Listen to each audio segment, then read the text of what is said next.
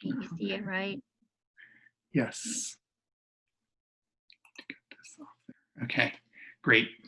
All right, folks, I'm sorry for this big delay. So this is the SEIS case management session. Welcome. A little late and a little confusing to get in here. Today it's Rhodora and I. So I'm sure you've heard both of our names if you've been here in the district for any length of time.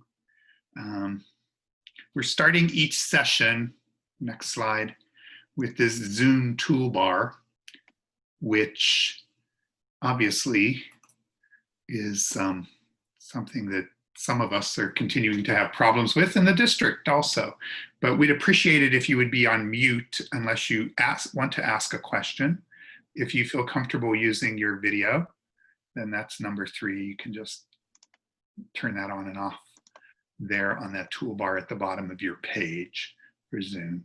We also encourage you to use the chat. If you have questions, if you want to raise your hand and ask it verbally, or if you have questions that you'd rather just put in the chat, Rhodora will be managing that. This opener, I'm going to I'll let you do this if you're comfortable, signing into the chat with your name and your role, and up to 5 words of how you make someone smile. Now, any of you that know me know that I don't like openers, but I've been requested to have an opener, so this is the opener. If you want to participate, that's great. Thank you for being here. So let's look at these norms. We have the norms, and you'll notice this year we have the keeping equity at the center, be engaged and present, and be part of the solution. This year we have these braver norms. You might have seen them, I don't know. These braver norms were developed due to the current cultural climate and social climate, and we want to keep this enlightenment that seems to be happening out there going. So we want to keep liberation for the oppressed at the center as we talk about equity.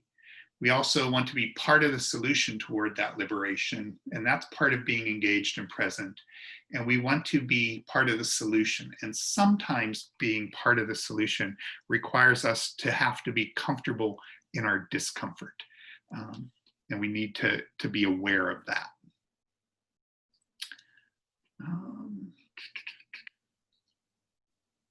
So our agenda today, our outcomes are to talk about how and why a meeting must be affirmed, when to work in the future, and the importance of the roster accuracy.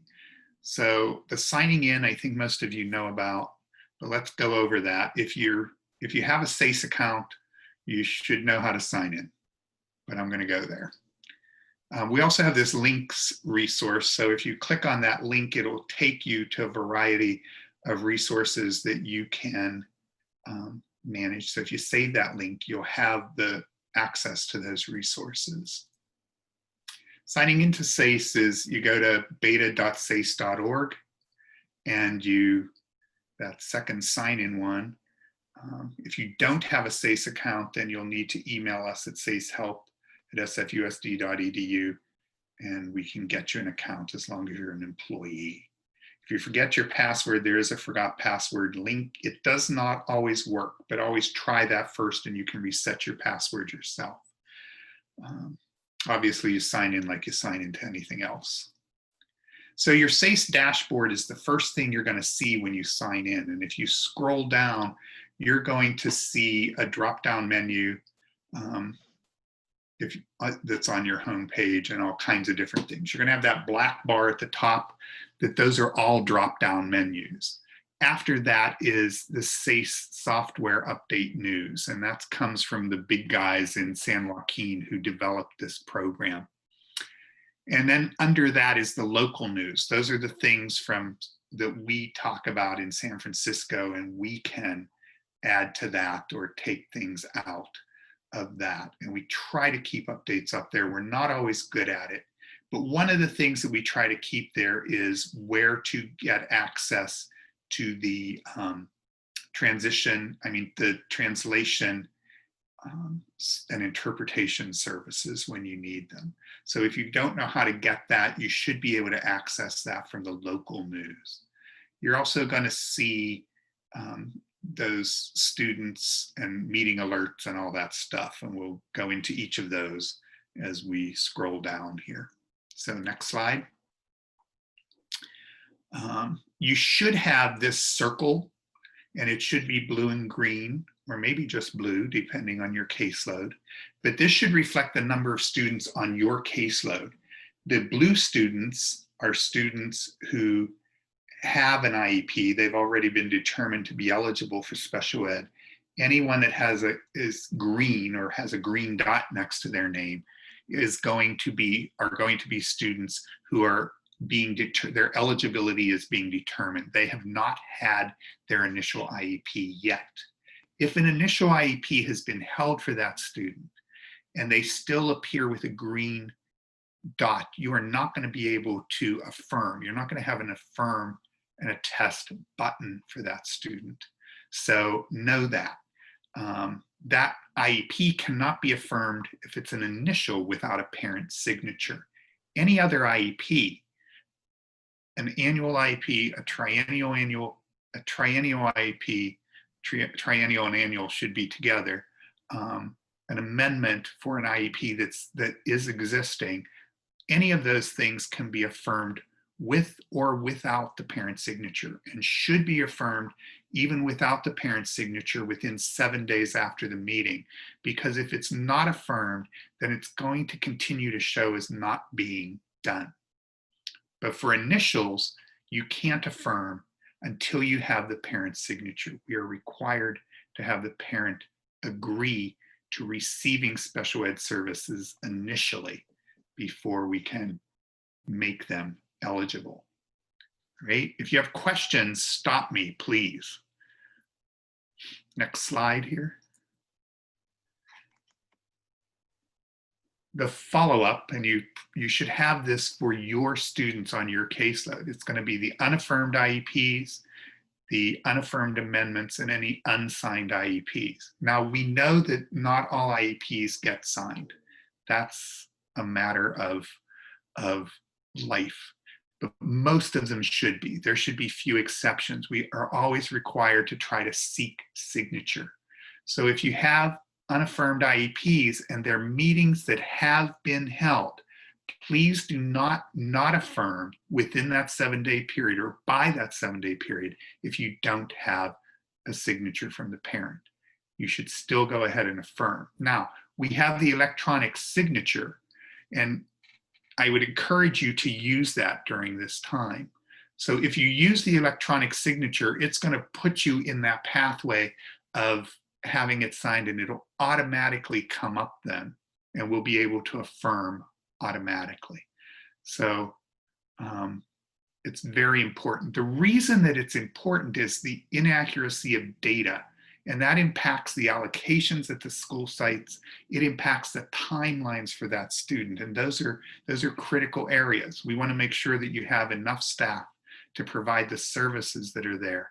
And if a student's services increase, if there's some change in student services, it's not going to be reflected in the data that we have to report to the state and be collected.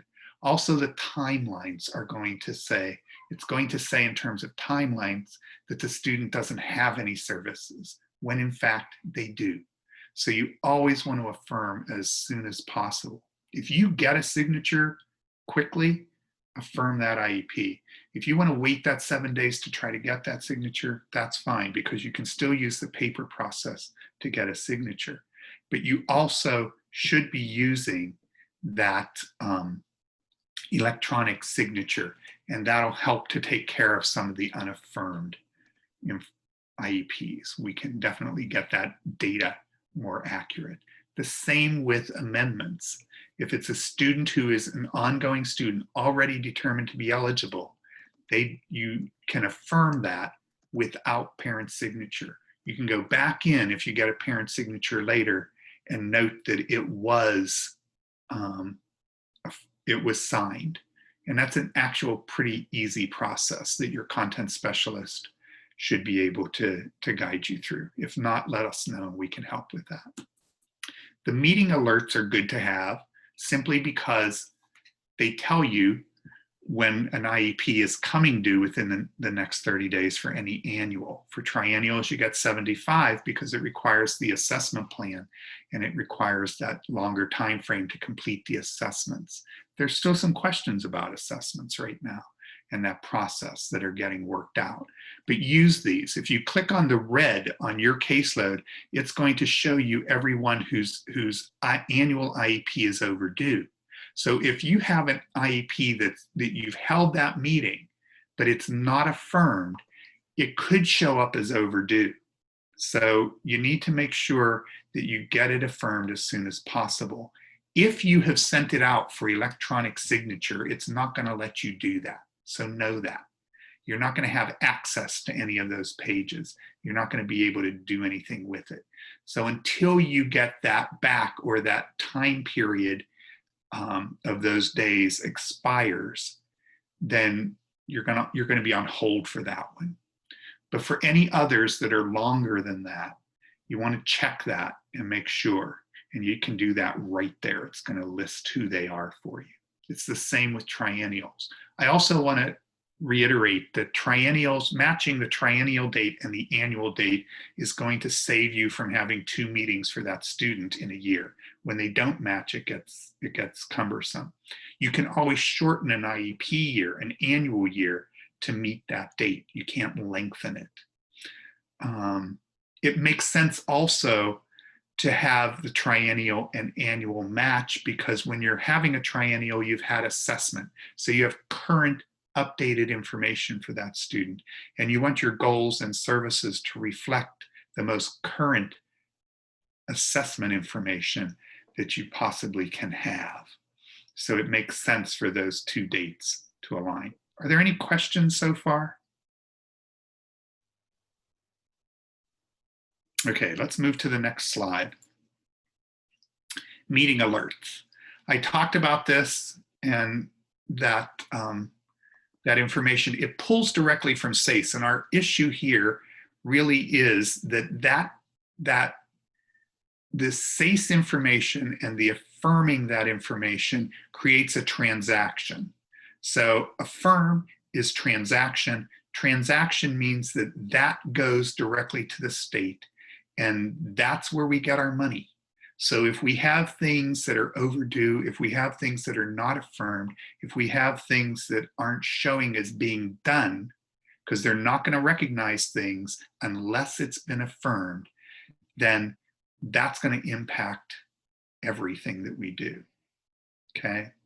If you work with younger students, you're going to have that right side of that whole meeting alerts page.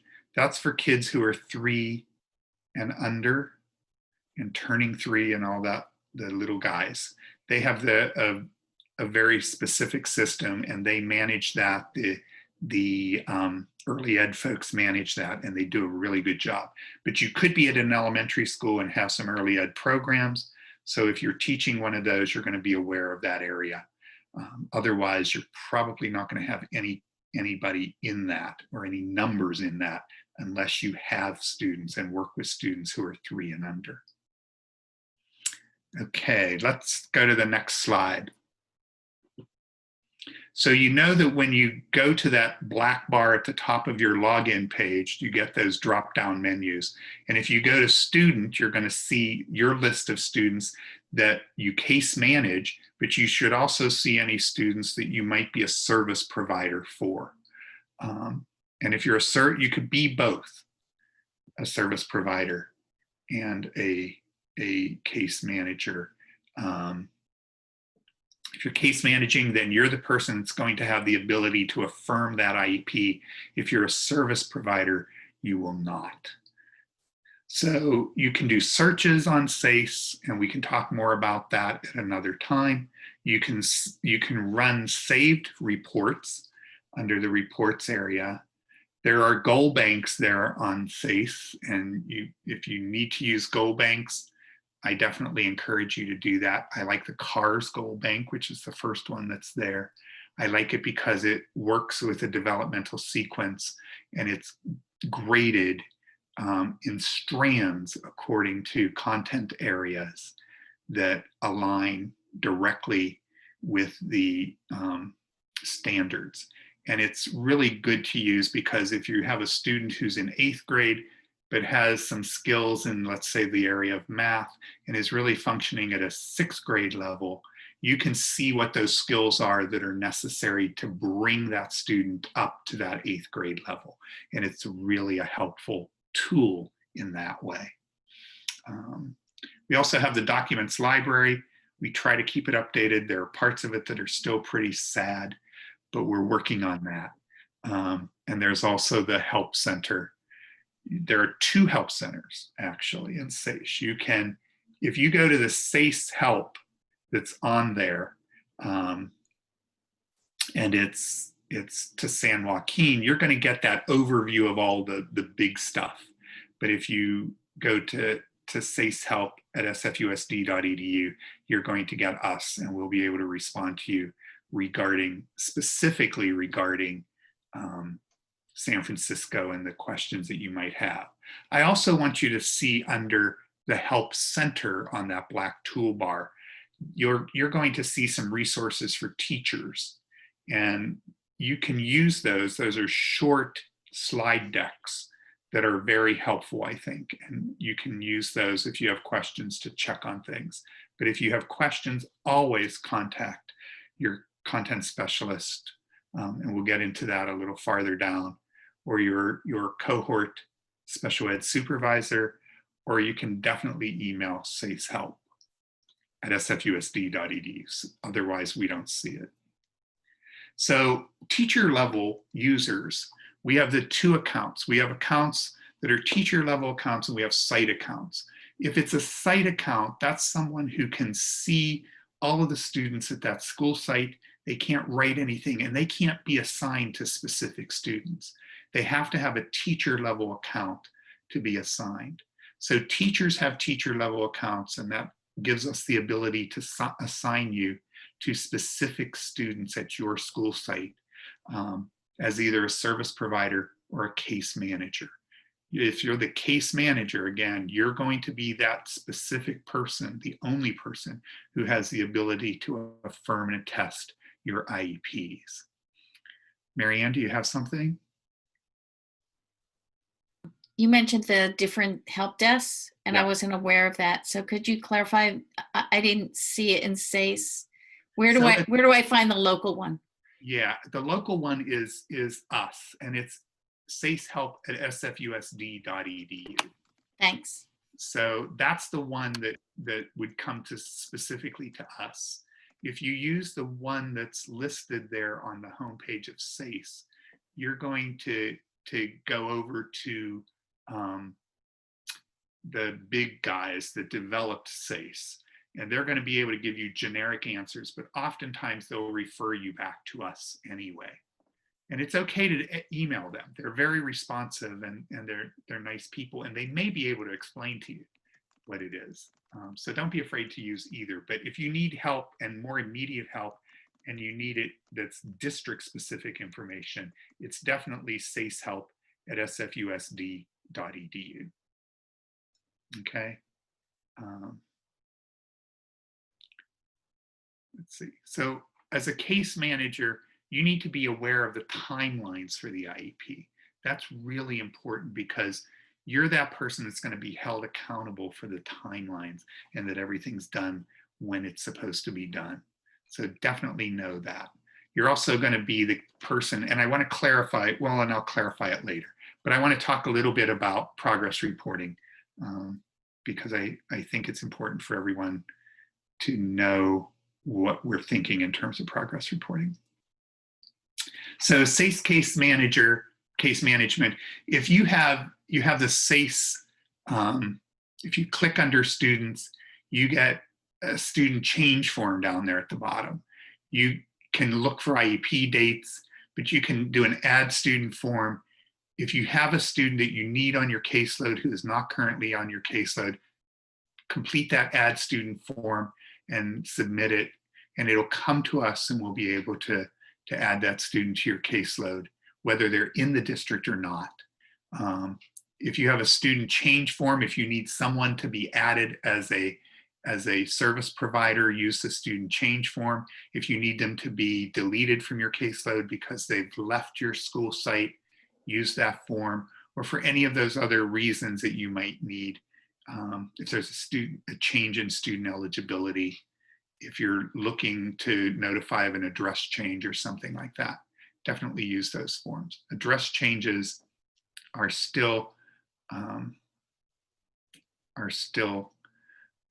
something that has to be done through Synergy, or it won't update on SEIS. I see a question there about holding IEPs in abeyance, and starting with this year, we can no longer do that. That was last year, that was approved. It expired at the end of last year, and it was not renewed by the state. So we cannot do abeyance any longer. Sorry about that.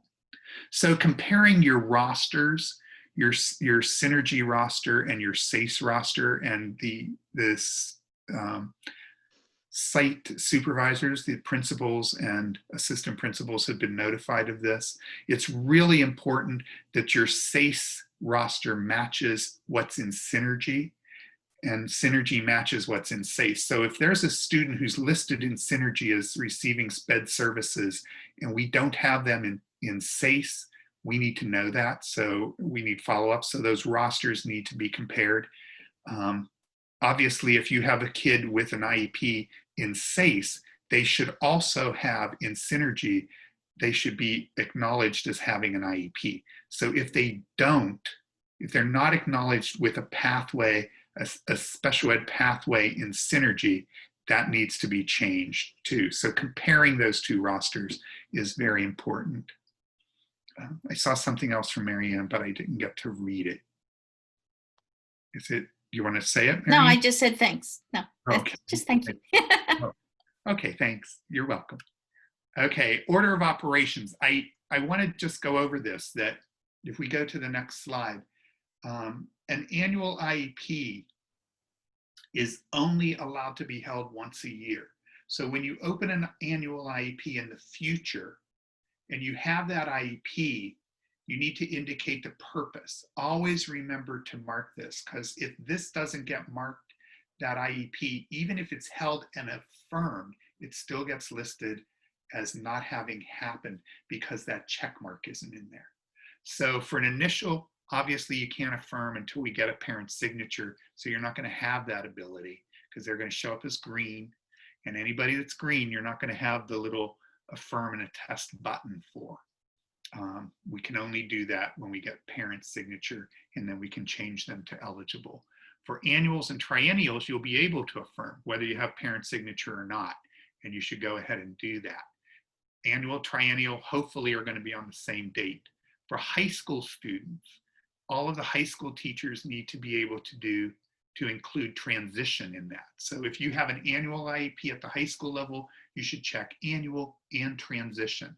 And those two transition pages after the notes page in the list of documents for IEPs need to be included for all high school student IEPs. You might have then annual and triennial if you're having both. You might have annual, triennial, and transition at the high school level if it's an annual and triennial year. Transition and annual minimally. So once you do that and you affirm it, your IEP is set for the year. If you need to make changes in that document for any reason, you must hold an amendment. So when you hold that amendment, you go to the current IEP, and you'll be given the option from the current IEP when you click on it to add an amendment. And you add it from the current IEP, and then it directly links that amendment to the current meeting. Again, make sure when you add that amendment, you say what it's for. It's really important. If you create it from the future and you don't go in from the current IEP, when you affirm that amendment that's been created just in the future without going in from the current IEP, that becomes the annual IEP. And then we have real problems because with an amendment, you hopefully are only doing a couple of pages. And those couple of pages aren't a whole IEP. And then that just creates a lot of errors and a lot of issues. You can do an amendment if you don't finish an IEP. Let's say you're having an annual IEP, then you need to have a follow-up meeting, a continuation meeting. If you're making any changes to the IEP document in any parts of it, if you need to make a correction, a clerical error, we all make clerical errors, you know, that's fine, we can do that. If you need to hold a transition meeting, or if you're exiting a student from special ed, let's say they've met all their goals, they've met everything, and they really need to be exited, and it's mid-year, you do that through an amendment. And if you need to update any forms with language translation. There are many other reasons. If a parent says, I want to have an IEP, that's an amendment. If in the current IEP year, definitely hold it, list it as other, and say simply that this is parent request. Feel free to ask any questions about that too, but definitely I need to encourage you from the current. So when also you go to that annual IEP or annual and triennial, you need to clean out everything that's in terms of the page 2 especially, that the present levels need to be present levels. They should be talking about what the student can currently do. So you need to not talk about things from years past. You need to talk about the current. Now you may look at that and use some of that stuff to guide you in what to put in there now. That's okay, but don't just leave all that old stuff from the year before. It's in there. It's never going to go away, because anything that's been affirmed is there to stay for the remainder of all time. We can't get rid of that ever. So don't be afraid to delete stuff that's in the future. It avoids confusion over the FAPE offer, that free appropriate public education offer. A lot of times that's really, it gets really long then, and we have pages and pages of IEPs that we don't need. We need to focus on the now and not the past. And again, everything that's been affirmed in the IEP document is saved in the history. So your notes pages, for example, don't keep notes from the previous year. Delete all those notes from the future, from the previous year IEP. You don't need them. You need current information. So when you go into the goals pages, you're going to obviously have to list those goals and reflect on them, and then set the new goals, okay? The services need to be redone. Get rid of the old services. You don't need to keep them in there. We have transactional reporting now, so we no longer have the need to keep the old services in for any time. When we have a new IEP, we need to take out the old services and put the new services in. We don't have to wait until June or anything like that, like we used to have to do. Are there questions about that? Brian, there's questions about something else. Okay, what are they? Do you want to hear them?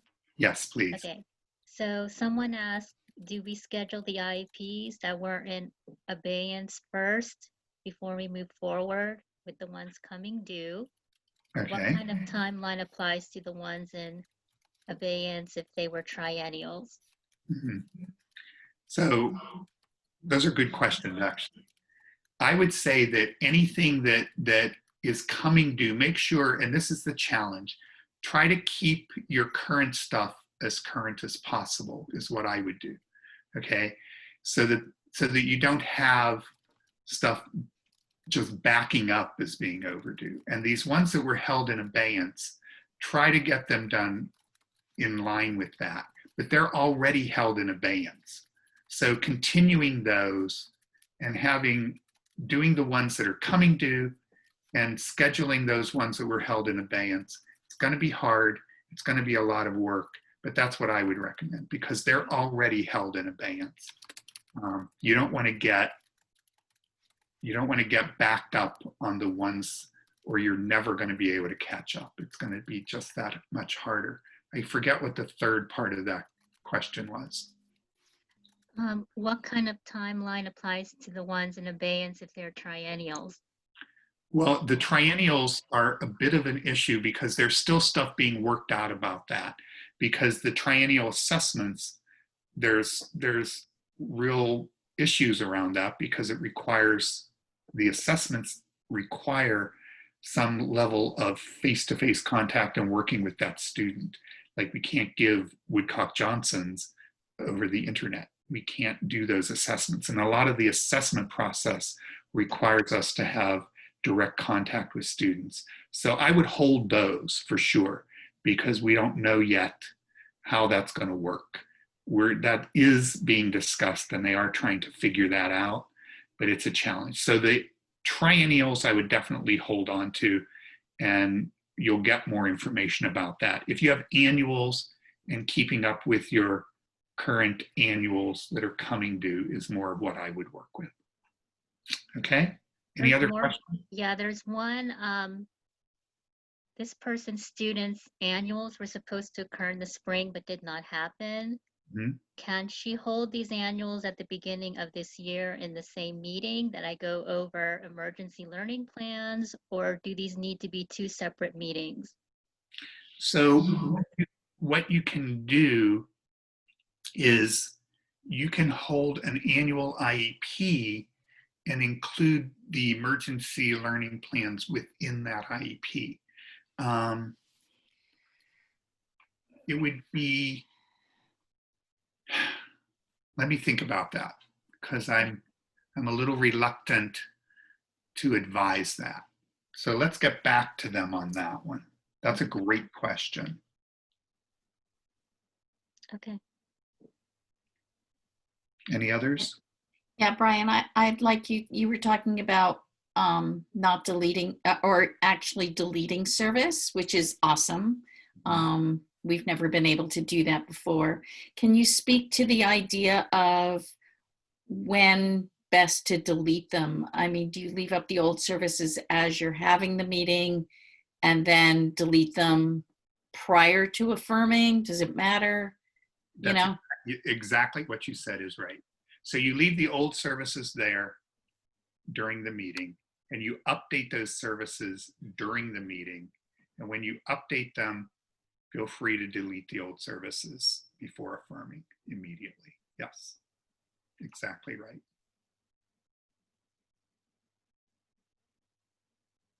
right. Brian, so someone's asking current, what does that mean? Current as in distance learning from spring?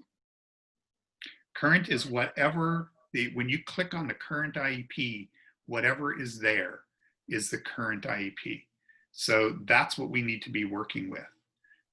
If it's time for an annual, obviously you would do that in the future, but you would work with everything from that center one in the list of IEPs to the right of the student's name on their list of students.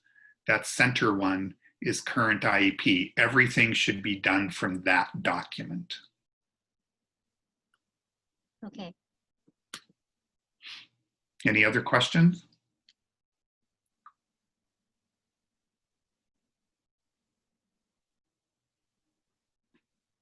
No? Yeah, I have one, sorry. Will the SPED department hold a central PD on Thursday? Yes, there is going to be a central PD. We're just getting that information now. Okay, thank you. Yeah, I don't even have the time or anything at this point, but there will be central. And, you know, we're really going to try this year to have regular PDs on a regular basis in a very timely manner that'll be short, but stuff that can help with directing and assisting people. We really want to support because these are confusing times. Yeah. They just Thank are. you. Yeah. Brian, I think there were some questions from people about challenges getting signatures. Yeah. and I've even been in contact with you about this, is in terms of the virtual one, because sometimes the electronic one is challenging for people to use. Yes. And I mean, we did everything, at least to be honest, and like some of my teams, we did like email, like a parent would email, like I can send to the IEP. What do you recommend? I mean, obviously best practice is to get a physical signature, but Right. because we're facing all these challenges, should we put something in the So- notes or yeah? Right. So the difficulty that we have right now with that is we can no longer use the email this year. All of those things that we were doing expired at the end of the last year and they weren't renewed by the state. So we're required to get that signature. We had put some information, and I can get it back out to people. I had planned to do that anyway.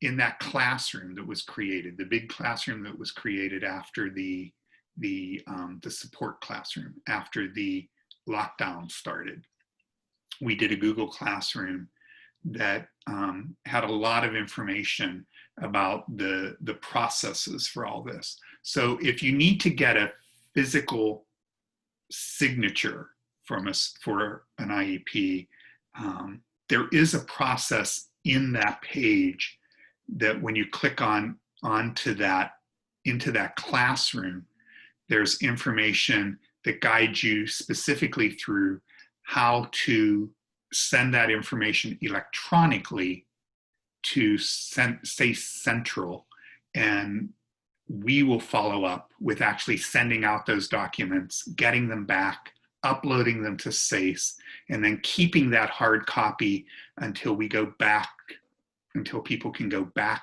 to the buildings and it can get filed in the Brown file. So we can do that, and all you need to do as a case manager is send it in, and the steps for that are all there, and I'll make sure you get those.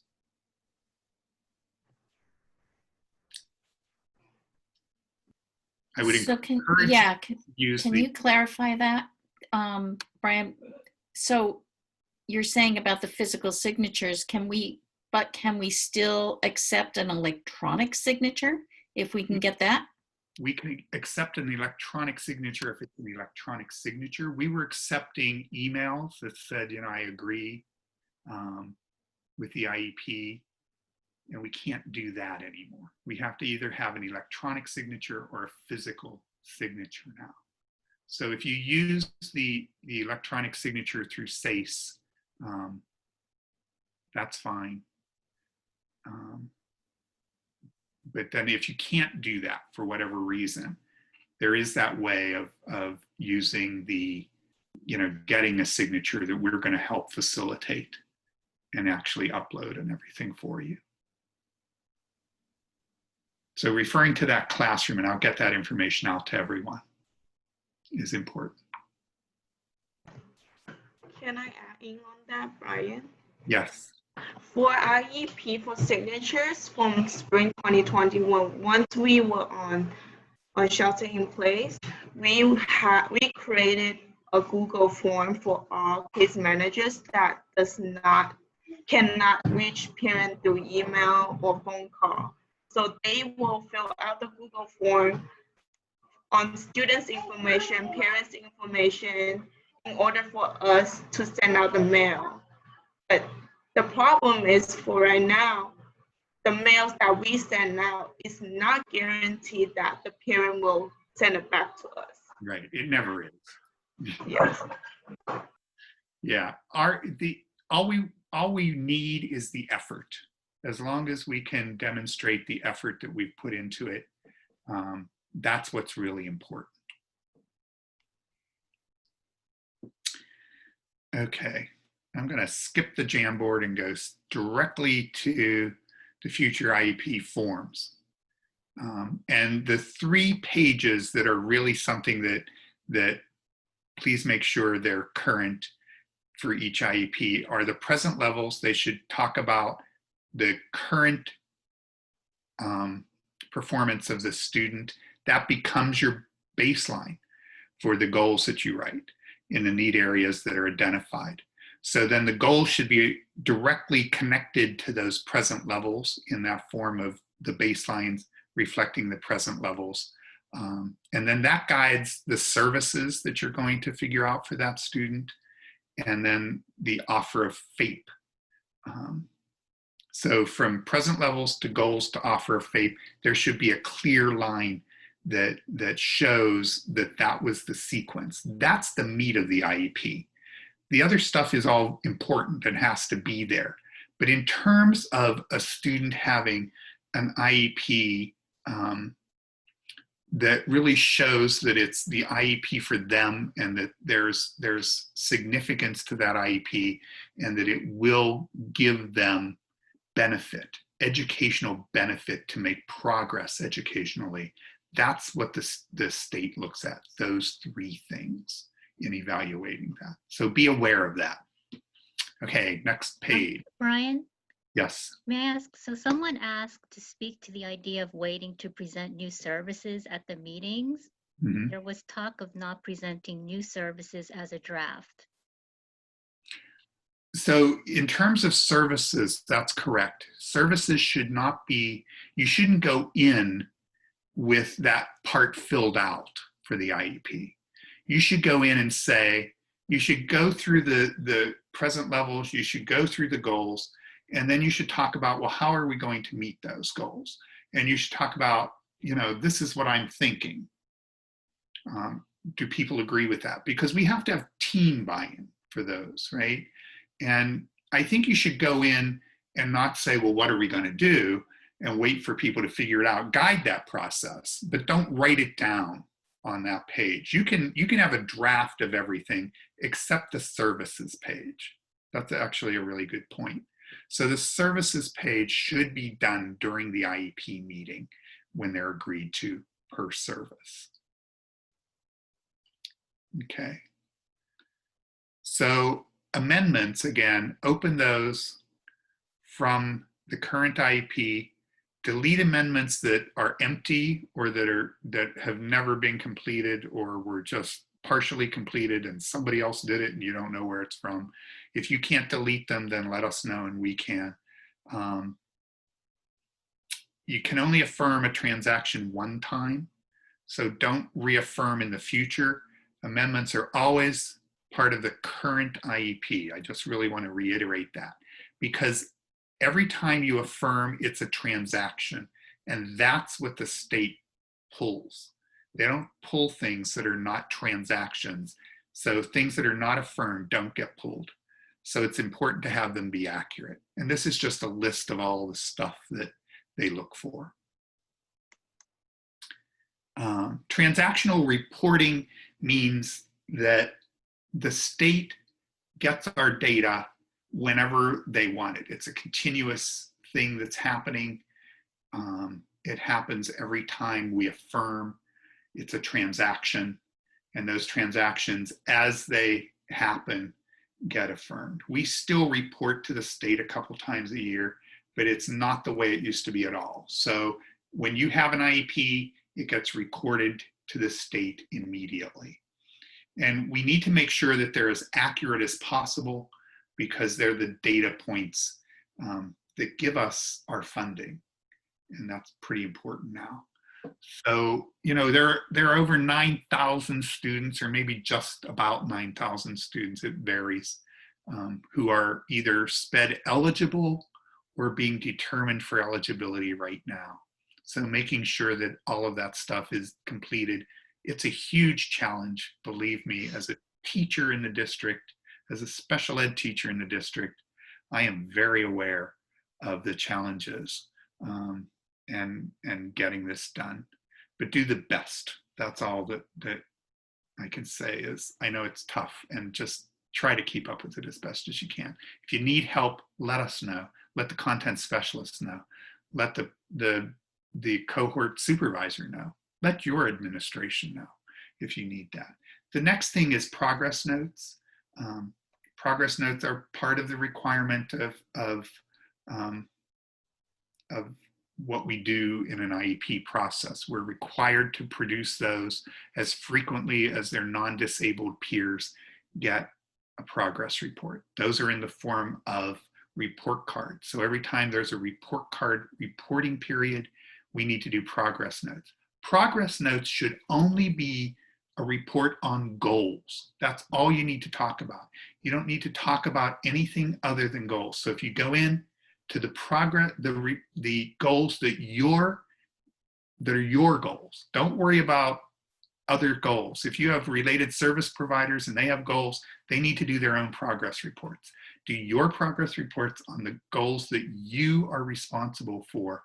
And all you need to do is talk about the progress that this student made. So if a student has a math goal and they've increased by, 6% from the last grading period, that's really all you have to say. They don't have to be terribly elaborate. They don't have to take a lot of time. Once you do them, make sure to affirm them, because if you don't affirm them, again, they're not PDF, they're not recognized, and they're listed as undone. So make sure you do that. The next slide is service tracker. Again, this is an important time that some kind of service tracker, either through service tracking through SEIS or just keeping your own record, is really important, because service tracker is saying not that it is saying that the student attended, but that's not the purpose of service tracker. Service tracker is that you were available to provide that service. Whether the student takes advantage of that or not is another question, but you being there as dictated by the IEP is what they're looking at with service tracker. And that can become a legal issue, and it becomes a nightmare sometimes when we don't have service tracking. If you want to service track on paper, just so you keep it, whatever system works for you, but the SEIS service tracker we encourage to use, and there's guidance there. If you need further guidance, definitely talk to your content specialist, or let me know, and we can get you as much guidance on that as possible. Brian? Yes.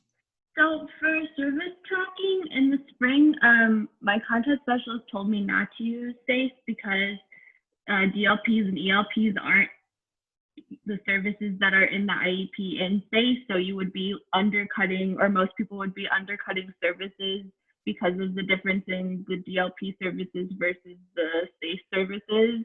So I just wanted to put that out there for other people too. It might not look equal, if that makes sense. So if you changed your services in the distance learning plan, it's not going to change the services in SEIS because the IEP was not amended. It was changed through the plan. Right. I'm a little confused by that, but I'll follow up on that. Okay. We are this year recommending using service tracker. So, and again, you're tracking the services that you provide, no one else's. So that's important to do. I'll follow up on that and get more clear information. Brian? Yes. There's a question about PWNs for distance learning. Mm-hmm. Will they be required, will teachers be required to do them for this year? That's something that's going to be addressed in the other training that's coming later this week. The whole the PWN piece for this year is coming out in a little bit of a different form. They haven't actually solidified all of what that will be yet.